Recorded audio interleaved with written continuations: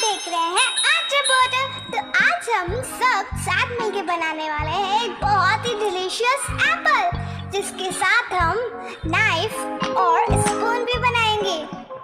जी हाँ, तो मैंने सबसे पहले बना दिया है एप्पल, उसके बाद मैंने बनाया है नाइफ और फिर हम बनाएंगे एक प्यारा प्रीटी स्पून, यानी कांटे वाला चम्मच, जिसे हमारे इंडिया के अंदर सब लोग जानते हैं।